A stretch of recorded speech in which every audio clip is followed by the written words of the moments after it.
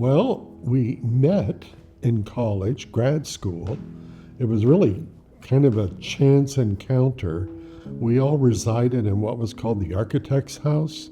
We met there and had a wonderful time together, bonded, and that was the beginning of our friendship and collaboration. After school, we all went our separate ways. Glenn and I went to Chicago, and John went to Boston, and then came together in Newport and formed the Newport Collaborative. Collaboration has always been a part of our ethos, and when we chose a name, we wanted a name that actually was inclusive. It wasn't just our names, and what better word than collaborative?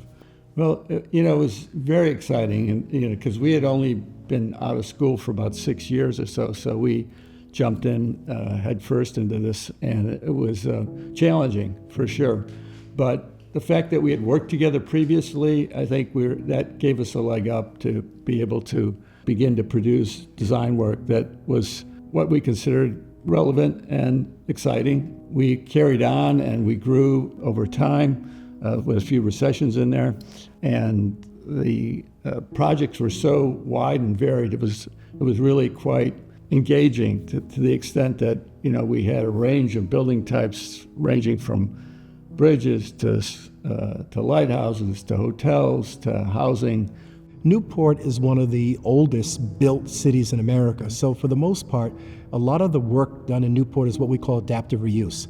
It's not new construction. It's not introducing new materials, new design, new architecture. It's taking very sacred, historic, preserved architecture and making it functional and usable for the modern day and for the future.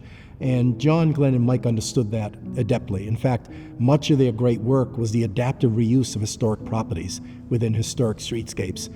What's really amazing about Newport Collaborative Architects is, in a practice of over 40 years, they've always had a preservation ethos at the heart of their architectural practice. Whether they're working with a preservation of existing places, adaptive reuse, new construction, their care in working in the existing environment and celebrating it, and often creating new playful things is just so enlivening, as well as respectful of what's already here. One of the more invisible parts of their impact on the entire state is their leadership in a whole variety of preservation-oriented organizations. That includes the Rhode Island Historic Preservation Commission, GrowSmart, the National Register Review Board, and Preserve Rhode Island. In addition, maybe an even more invisible part of their impact is their mentoring of a whole generation of younger architects who've gone on to continue practicing in the state and the region.